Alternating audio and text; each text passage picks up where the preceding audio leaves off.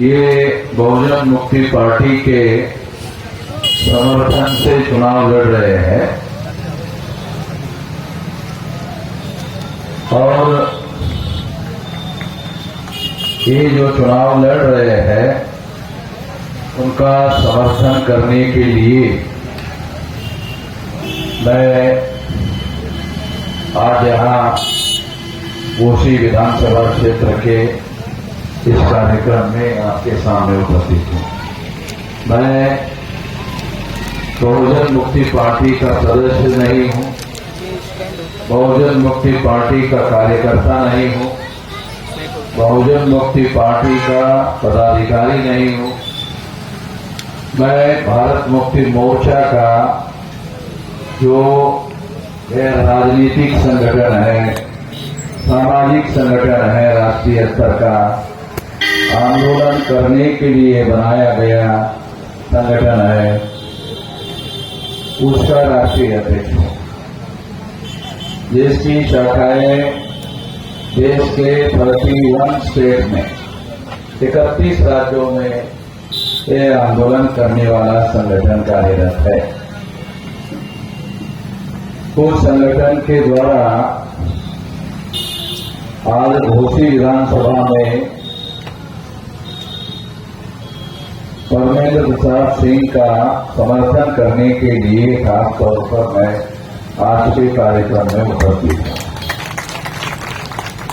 इसके पहले की कुछ बातें मैं आप लोगों के सामने रखूं, मैं पहले ही ये कह देना चाहता हूँ आप सभी लोगों को कि हम घोसी विधानसभा में संगठन शक्ति के बल पर परमेंद्र प्रसाद जी का समर्थन करते हैं और आप सभी लोगों को अनुरोध करते हैं कि उनको वोट देकर ज्यादा से ज्यादा मतों से जितवाने का काम करें। तो हम इसका समर्थन क्यों कर रहे हैं? तो पहली बात तो ये है कि उन्होंने ये जो चुनाव घोषणा पत्र घोषित किया है, इसमें उन्होंने 13 मुद्दे लिखे और ये 13 मुद्दों का वादा कर रहे हैं और यदि ये वादा पूरा नहीं करते हैं तो मतदाताओं को उन्होंने ये अधिकार दिया कि जो मतदाता उन्हें चुनाव जितवाने के लिए वोट देंगे, अगर 13 मुद्दों के बारे में आपकी लड़ाई विधानसभा में नहीं लड़ी तो मतदाताओं को ये अधिकार होगा कि वो कोर्ट ऑफ लॉ में उनके खिलाफ केस दायर करे और उनको दंड देने का काम करे। ऐसा उन्होंने 100 रुपए का स्टैम्प पेपर पर लिख कर दिया है। आजाद भारत में आज तक किसी राजनीतिक दल ने और किसी राजनीतिक दल के किसी कैंडिडेट ने मतदाताओं को स्टैम्प पेपर पर लिखकर वादा किया हो, ऐसा कोई उदाहरण उपलब्ध नहीं है। मेरी उम्र अभी 66 साल की हो गई है और मैंने कई चुनाव देखे हैं, इसलिए चुनाव में कभी भी मैंने किसी राजनीतिक दल को, किसी कैंडिडेट को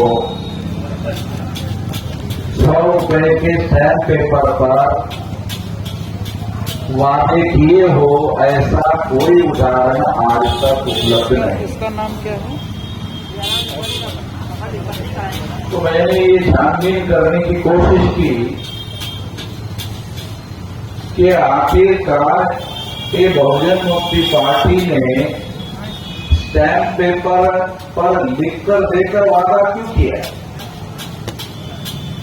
क्योंकि ये बात बड़ी अजीब किस्म की लगती है कि चुनाव का घोषणा पत्र जो है वो स्टैम्प पेपर पर लिखवा कर दिया जाए, तो ये ऐसा करने की जरूरत उनको क्यों पड़ी होगी, तो मैंने छानबीन की। वो मैं आप लोगों को बताया जाना जरूरी मानता हूं, ये जरूरी बात है। वो छानबीन में मुझे ये बात पता चली कि आज तक जितने भी राजनीतिक दल है वो चुनाव घोषणा पत्र लोगों को गुमराह करने के लिए, लोगों को आकर्षित करने के लिए और लोगों के वोट हासिल करने के लिए झूठे वादे करते हैं। झूठे वादे इसलिए करते हैं क्योंकि वो लोगों के वोट लेना चाहते हैं और वो ऐसा मानते हैं, ये बात जानना बहुत जरूरी है आप लोगों को। वो ऐसा मानते हैं, जो कैंडिडेट है या पार्टियां है, वो ऐसा मानते हैं कि एक बार वोटर ने वोट दे दिया, 5 साल के लिए वोटर क्या करेगा, 5 साल के लिए उसने हमको चुन लिया, तो भी वोटर क्या कर लेगा 5 साल से? वो एक बार हमको वोट दे दिया तो वोटर हमारा कुछ भी बिगाड़ नहीं सकता। इस वजह से झूठे वादे चुनाव में किए जाते हैं। तो इस बात को ध्यान में रखते हुए कि अगर राजनीतिक दल के लोग और राजनीतिक दल के कैंडिडेट ये सोचकर धोखा देते हैं तो ऐसे धोखेबाज लोगों को सबक सिखाने का अधिकार वोटर लोगों के पास होना चाहिए। तो इसलिए बहुजन मुक्ति पार्टी के द्वारा ये बात सामने लाई गई कि कैंडिडेट को, मतदाताओं को लिखकर देना चाहिए कि यदि हम जो वादा करते हैं अगर नहीं निभाते हैं तो मतदाताओं को अधिकार होगा कि वो हमारे खिलाफ कोर्ट में केस दायर करे धोखाधड़ी का। इंडियन पीनल कोड में धोखाधड़ी का व्यवस्था है। इंडियन पीनल कोड में अगर कोई धोखाधड़ी की जाती है तो ये क्रिमिनल ऑफेंस है। तो इंडियन पीनल कोड के तहत मतदाता उस कैंडिडेट पर धोखेबाजी का केस दायर कर सकता है और धोखेबाजी में उसके ऊपर केस होगी, सजा होगी और सजा होने की वजह से उस पर दोबारा चुनाव लड़ने की पाबंदी भी कर सकती है। तो ये छानबीन करने के दौरान मुझे ये जानकारी मिली तो मुझे ऐसा लगा कि ये बात आप लोगों को जरूर बताया जाना चाहिए, आप लोगों को मालूम होना चाहिए। इसी से संबंधित तीसरी महत्वपूर्ण बात यह है कि अगर परमेंद्र प्रताप ने आपको स्टैम्प पेपर पर 13 मुद्दे लिखवा दिए तो इसका मतलब है कैंडिडेट को भी मालूम है धोखा दूंगा तो जेल हो जाएगी। इसके बावजूद भी उन्होंने क्यों लिख कर दिया? क्योंकि वो धोखा देना नहीं चाहते, क्योंकि वो आपको धोखा देना नहीं चाहते। इसका मतलब है वो आपके साथ ईमानदारी का व्यवहार करना चाहते हैं। तो ऐसे लोगों को निश्चित रूप से मतदाताओं के द्वारा वोट दिया जाना चाहिए। वो ईमानदारी से आपके साथ व्यवहार करना चाहते हैं। तो ये बात बहुत महत्वपूर्ण है और इस चुनाव क्षेत्र के तमाम लोगों को ये बात ध्यान रखना चाहिए, वोट देने के पहले ध्यान रखना। एक और महत्वपूर्ण बात मैं आपको बताना चाहता हूं। वो बात यह है कि घोसी विधानसभा में भारतीय जनता पार्टी का कैंडिडेट चुनाव हार जाता है, मान लो थोड़ी देर हार जाता है, हारने वाला है मगर उदाहरण बता रहा कि वो हार जाता है। सरकार जाने वाली नहीं, ये थोड़ा ध्यान रखो, ये बात बहुत खास बात समझाना चाहता हूं कि सरकार जाने वाली नहीं है, सरकार रहेगी। अगर भाजपा चुनाव हार जाती है तो भी घोसी विधानसभा का चुनाव हारने के बाद भी सरकार भाजपा की ही रहेगी, मुख्यमंत्री योगी आदित्यनाथ ही रहेगा। जब तक भाजपा के लोग उसको बदलने का निर्णय नहीं करते तब तक रहेगा। मगर इससे फायदा क्या होगा, ये बात चल रहा है। इससे फायदा क्या होगा, यदि आप भाजपा के कैंडिडेट को चुनाव हरा देते हो तो सरकार चलाने वाला जो दल है, पार्टी है, भाजपा है, उसको क्या लगेगा, लोग शायद हमारे विरोध में, लोगों को कुछ करके कुछ करना पड़ेगा, लोगों के लिए कुछ करना पड़ेगा, लोगों के फायदे के लिए कुछ काम करना पड़ेगा। तो हरवाओगे तो सरकार आपके लिए काम करने का सोचेगी। हरवाओगे तो मान लो जितवा दोगे तो सरकार सोचेगी मूर्ख लोग हैं, इनको सारे को कुछ करो ना करो, पिछवाड़े में लात मारो तो भी कोई फर्क पड़ने वाला है नहीं है, ऐसा सोचे। इसलिए इस सरकार में बैठे हुए जो लोग हैं उनको कुछ धक्का मारने की, कुछ धक्का देने की जरूरत है। ये बात मैं खासतौर पर आपको समझाना चाहता हूं कि इसमें आप लोगों को बदलाव करने की जरूरत है। इससे फायदा होगा, चुनाव भाजपा को जितवाने से नुकसान होगा, मतदाताओं का नुकसान होगा, भाजपा का नुकसान नहीं होगा। भाजपा की सरकार चुनाव जीतते हैं तो भी रहेगी, चुनाव हारते हैं तो भी रहेगी। भाजपा का कोई नुकसान नहीं होगा, आपका नुकसान होगा, मतदाताओं का नुकसान होगा। अगर हरवाते हो तो मतदाताओं का फायदा होगा। क्यों? सरकार को आपके बारे में सोचना पड़ेगा, विचार करना पड़ेगा कि जनता शायद हमारे विरोध में सोच रही है, विरोध में चली गई है, जनता के लिए कुछ फायदे में करना होगा, नहीं तो 2024 में लोकसभा का चुनाव है और बड़े पैमाने पर सबक सिखाएंगे। ये फायदा है, ये ध्यान रखना बहुत ज्यादा जरूरी है और मैं आशा करता हूं कि आप लोग इसका ध्यान रखें। साथियों, एक और बात भी मैं आप लोगों को थोड़ा याद दिलाना चाहता हूं। मैंने कल भी दूसरे चुनाव क्षेत्र में मतदाताओं को याद दिलाने के लिए बात कही। यदि उत्तर प्रदेश के उप मुख्यमंत्री केशव प्रसाद मौर्य, ये तो आप लोगों को मालूम है कि केशव प्रसाद मौर्य जी उप मुख्यमंत्री है, मगर उत्तर प्रदेश के लोगों को मैं याद दिलाना चाहता हूं कि भाजपा ने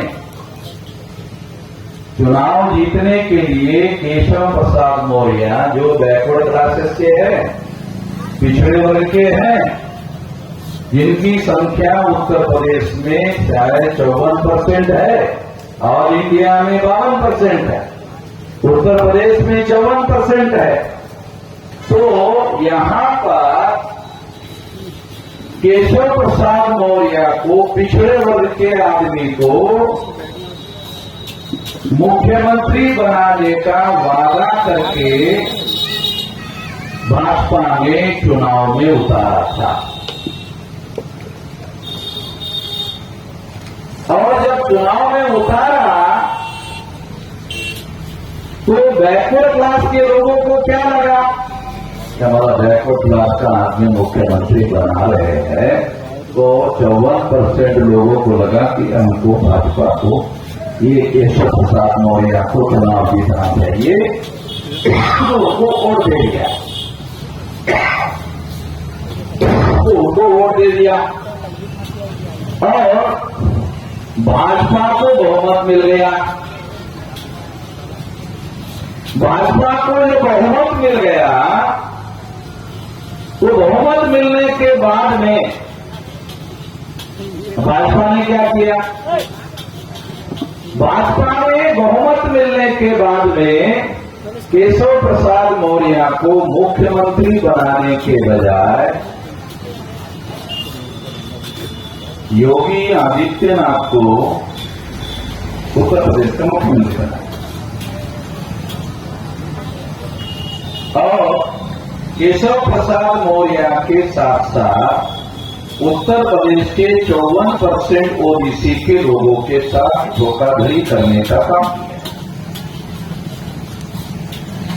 ये उत्तर प्रदेश का केशव प्रसाद मौर्य के साथ जुड़ा हुआ जो किस्सा है वो किस्सा वास्तविक किस्सा है और इसकी वजह से उसको मुख्यमंत्री बनाना चाहिए था। उसके आधार पर वोट मांगे गए थे, उसके जगह ये आदित्यनाथ को मुख्यमंत्री बनाया। दूसरी महत्वपूर्ण बात मैं आप लोगों को बताना चाहता हूं।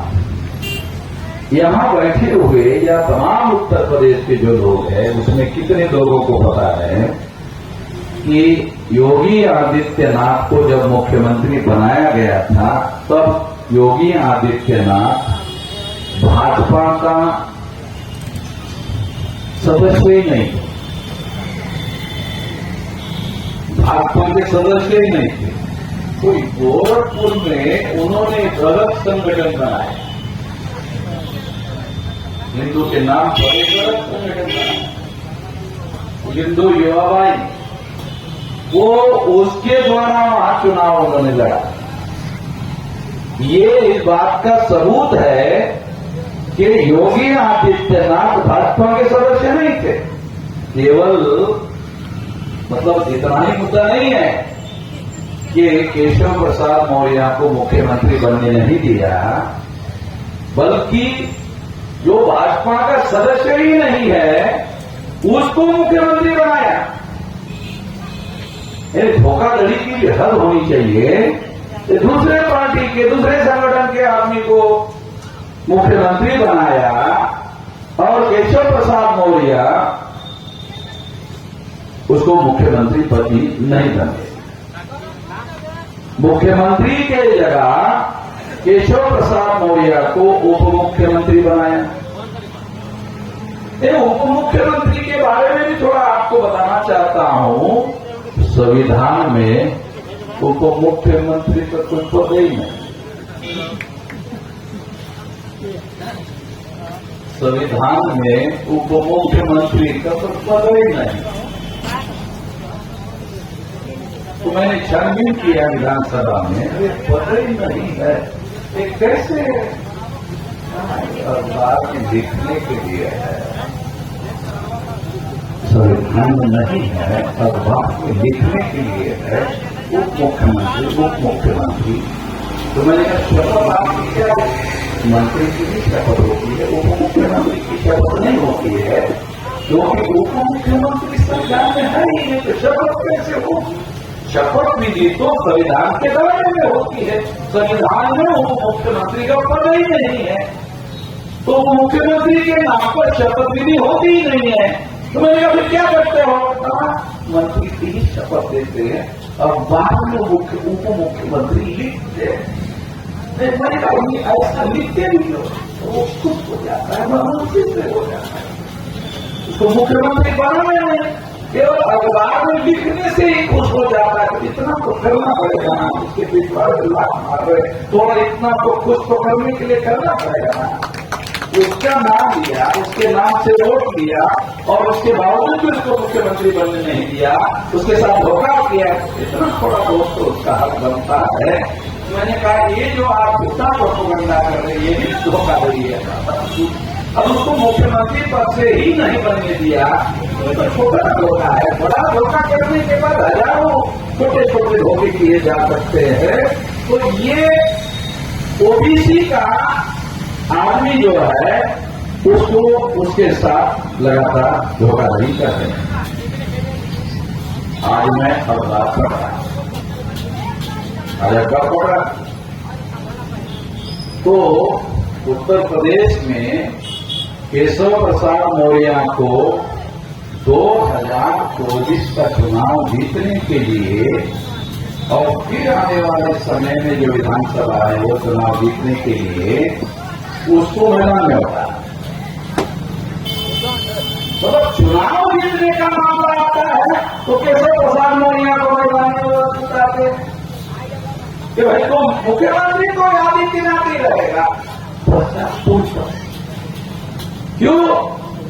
अरे वो आदित्यनाथ के कहने से 6% में वोट मिलेगा, तेरे कहने से 54% लोग सुनेगा, तो ज्यादा लोगों को अपील होगा, ज्यादा लोगों को असर पड़ेगा, ज्यादा लोग वोट देंगे तब न चुनाव जीता जाएगा, नहीं तो कैसे चुनाव जीतेंगे? चुनाव नहीं जीत सकते। इसलिए इस मौर्य को, केशव प्रसाद मौर्य को चुनाव के मैदान में उतारा। इतना ज्यादा आदमी तो पिछवाड़े खाने के लिए इतना तो आदमी नहीं। ये हो सकता है एक बात होता, 2 बात होता, 3 बात होता, धोखा बात का पूरा इतिहास रचा जा रहा है। बार बार धोखा हो रहा है क्या? तो मैंने छानबीन किया, तो छानबीन में पता चला कि ये जो केशव प्रसाद मौर्य है उसके ऊपर 19 केस। छानबीन करने के बाद पता चला कि केशव प्रसाद मौर्य पर 19 केस है। तो छानबीन किया कि ये 19 केस क्या है? तो 19 के 19 केस एक जैसे है कि मुसलमान भैंस खरीद रहे हैं और जानवर खरीद रहे हैं और जानवरों को ट्रक में डाल रहे हैं और एक जगह से दूसरे जगह लेके जा रहे हैं,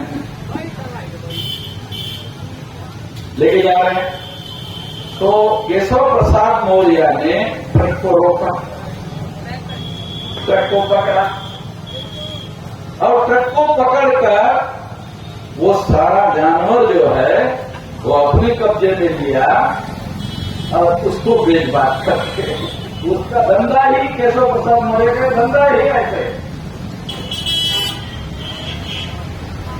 यानी खरीदने वाला वो मुसलमान।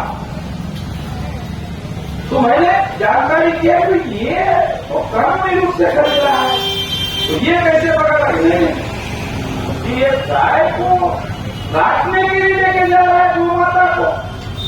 ऐसा करके वो हंगामा करा करता था और इस वजह से हंगामा खड़ा करने की वजह से वो ट्रक वगैरह पकड़ता था।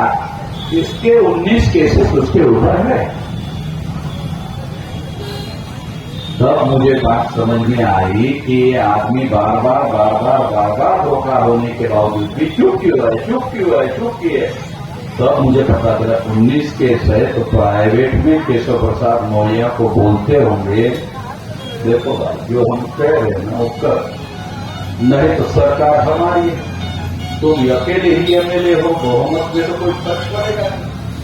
तुम अगर कोई गड़बड़ी करने की कोशिश करोगे तो तुमको हम यही सरकार की तरफ से ही अरेस्ट करेंगे, जेल में डाल देंगे। क्या करोगे? ये तो है ही पहले से, जेल में डाल देंगे, क्या करोगे?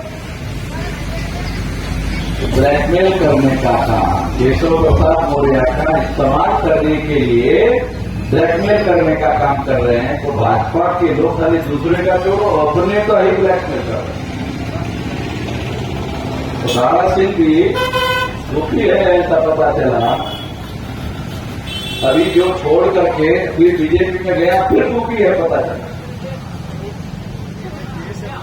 हाँ, तो वो ऐसे लोगों को चाहिए ना, उनके नियंत्रण में रहने वाले लोग चाहिए उनको। तो जो बात मैं आप लोगों को बता रहा हूं वो ये है, तो इससे हम लोगों को इन लोगों से, इन पार्टी के लोगों से सावधान रहने की जरूरत है कि जो अपने लोगों को अपने पार्टी के लोगों के साथ धोखाधड़ी कर रहे हैं, तो मतदाताओं के साथ तो खुल्लम-खुल्ला धोखाधड़ी करेंगे। तो इन लोगों से हम लोगों को सावधान रहने की जरूरत है। यदि हम सावधान रहने का काम नहीं करते हैं तो निश्चित रूप से हम लोगों के साथ और ज्यादा नाइंसाफी होगी और ज्यादा अन्याय होगा। दूसरी एक और महत्वपूर्ण बात मैं आप लोगों को बताना चाहता हूं तो ये है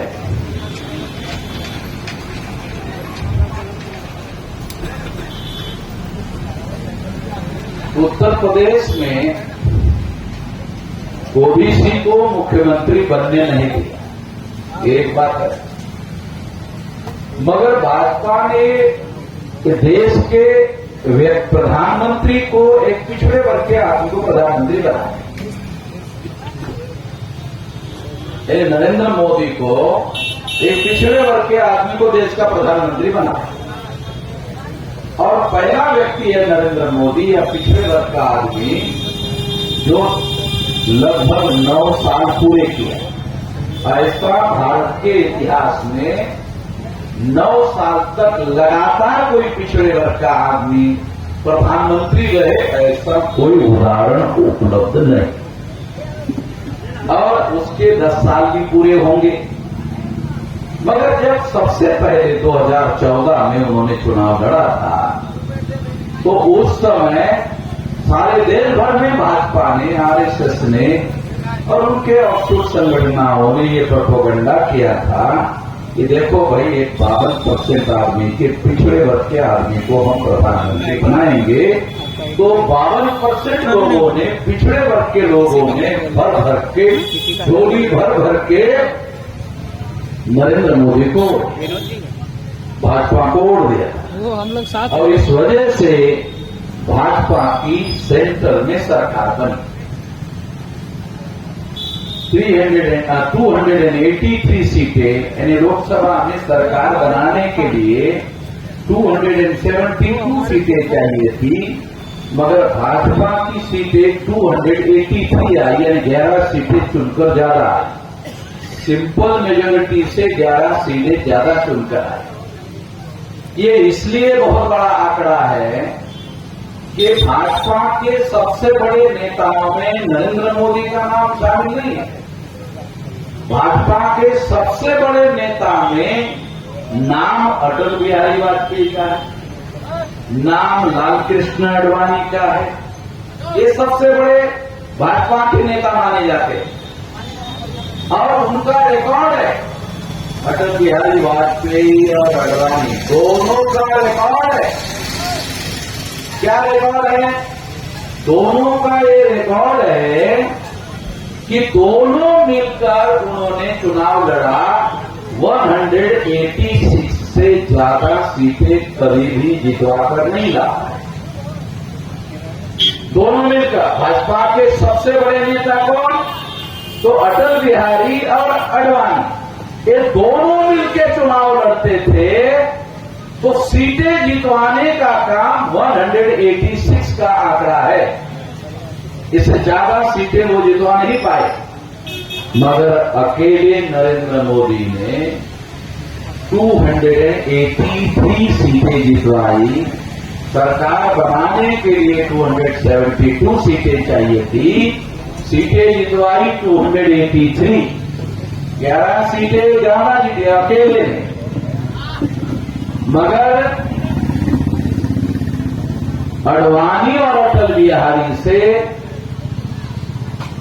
अभी भी नरेंद्र मोदी को बड़का नेता नहीं माना जाता। अटल बिहारी और आडवाणी को ही बड़का नेता माना जाता।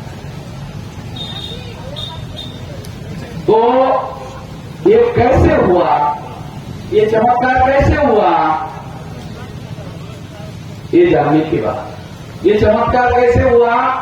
तो 2004 में, 2009 में भारत में सबसे पहले ईवीएम मशीन 2004 में आई थी। ऑल इंडिया में ईवीएम मशीन लगाई गई और ईवीएम मशीन में घोटाला करके 2004 में, 2009 में कांग्रेस ने चुनाव जीता, ऐसा आरोप लाल कृष्ण आडवाणी और जीवीएल नरसिंह राव इन्होंने लगाया। इन्होंने लगाया और आरोप लगाया। आरोप लगाने के बाद कांग्रेस के लोगों ने आरएसएस और भाजपा के साथ समझौता किया। क्या समझौता किया? समझौता ये किया कि इस मामले को ज्यादा तुल मत देना। आपकी बात नहीं मानते। भाजपा के लोगों ने कांग्रेस को कहा है आपकी बात नहीं मानते।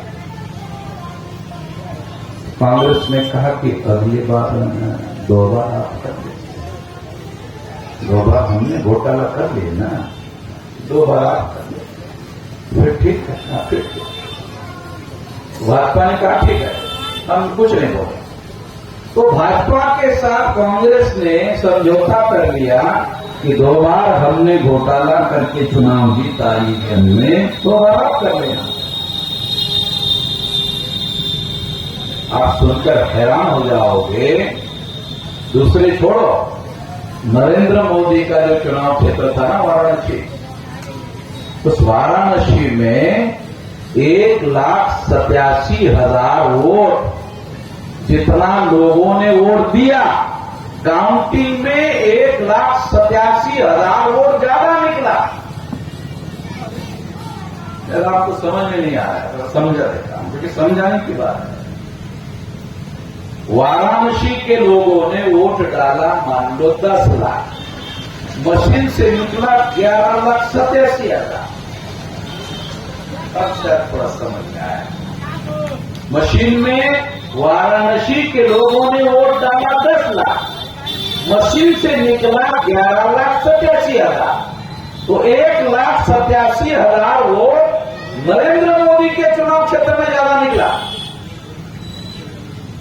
और नरेंद्र मोदी के ही चुनाव क्षेत्र में अगर 1,87,000 वोट ज्यादा निकला तो सारे देश भर में क्या हुआ होगा, इससे अंदाजा तो लगाया जा सकता है ना। जो घर में खिचड़ी पक गई कि नहीं पक गई, सारा चावल दबा कर तो गृहिणी नहीं देखती है ना। एक चावल का दाना ऐसा लेकर के दबा के पक गया, खिचड़ी पक गया। तो एक नरेंद्र मोदी का दाना दबाकर बता रहा कि ये जो घोटाला है, ये घोटाला ईवीएम मशीन में हुआ, और इसलिए ईवीएम मशीन में घोटाला करके ये सरकार बनाई गई। सारे लेकर की सरकार बनाई। जब ये इतना सारा हुआ, बहुत सारा हुआ, तो आपको सबूत के तौर पर एक बात बताता, बहुत महत्वपूर्ण बात। काउंटिंग चल रही थी और काउंटिंग में 340 जगह पर भाजपा आगे चल रही थी। एक भी जगह बीजेपी ने चुनाव नहीं जीता, एक भी जगह। 340 जगह पर भाजपा आगे चल रही थी। शाम को 4 बजे राहुल गांधी टीवी पर आए। राहुल गांधी शाम को 4 बजे टीवी पर आ गए।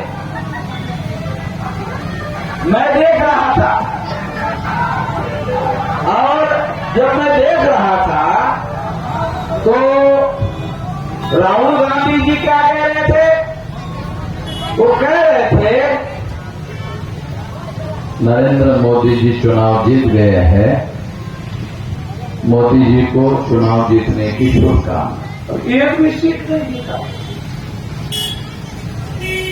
केवल 340 में आगे का रुझान था आगे बढ़ने का। तो राहुल गांधी ने शाम को 4 बजे, मैं खुद अपने आंखों से देखा, सुना टीवी पर, राहुल गांधी राष्ट्रीय अध्यक्ष थे, बयान दिया, मोदी जी आप चुनाव जीत गए हैं, हमारी आपको शुभकामना। एक भी सीट नहीं जीता, अभी भी जीत गए। तब हमको समझ में आया कि 2004-2009 में जो ईवीएम में घोटाला कांग्रेस ने किया, उसका वादा बीजेपी आरएसएस के साथ किया कांग्रेस ने कि 2 बार तुम कर लेना, कि ये समझौता इससे पता चल रहा है। तो इसलिए साथियों, ये घोटाले से बनी हुई सरकार है। और मैं ये चुनाव में इसलिए बोल रहा हूं कि चुनाव आयोग का भी आदमी है, मेरा रिकॉर्ड कर रहा है। ये चुनाव आदमी का आदमी, चुनाव आयोग का आदमी है, वो मेरा रिकॉर्ड कर रहा है एक, तो उसको मैं रिकॉर्ड करवा रहा हूं कि चुनाव आयोग के पास जानकारी है। मैं चुनाव आयोग की औकात देखना चाहता हूं कि उसकी कितनी औकात है, वो मेरे खिलाफ क्या कार्रवाई करता है देखना चाहता हूं। क्यों? क्योंकि ये सारा हमारे पास सबूत है, ये काल्पनिक बातें नहीं कह रहे। चुनाव आयोग की ये जो गड़बड़ियां है, घोटाले हैं, ये चुनाव में चुनाव आयोग ही शामिल है। चुनाव आयोग शामिल हुए बगैर ये घोटाला हो नहीं सकता। इसलिए चुनाव में इस देश में सबसे ज्यादा घोटाला हो रहा है, वो चुनाव आयोग की वजह से हो रहा है। तो चुनाव आयोग के विरोध में आने वाले समय में सारे देश भर में हम लोग आंदोलन करेंगे। हम ये ईवीएम मशीन के विरोध की लड़ाई हम छोड़ने वाले नहीं है। अमेरिका में टेक्नोलॉजी, अमेरिका में सबसे आगे है, जापान में सबसे आगे हैं, जर्मनी में सबसे आगे है। मैंने जानकारी किया कि आपके यहाँ ईवीएम है क्या, तो दे थोड़ी है ईवीएम रखी। उन्होंने मशीन बनाई ईवीएम, उनको पूछा कि तुम इस पर करते हैं, दे थोड़ी है, तो पहले पेपर पर करते हैं। तो वो अमेरिका, जापान और जर्मनी बैलेट पेपर में चुनाव कर रहे, जो टेक्नोलॉजी में एडवांस है। हमारा देश टेक्नोलॉजी में बैकवर्ड है, वो ईवीएम मशीन से चुनाव करवा रहा है। इसलिए साथियों, मैं ये बात आपको बताकर अपनी बात समाप्त करना चाहता हूं। 1 मिनट बाकी है, क्योंकि 5 बजे तक बोलने के लिए चुनाव आयोग ने हमको अनुमति दिया। तो 1 मिनट में चुनाव आयोग के नाम जमा करता हूं। धन्यवाद।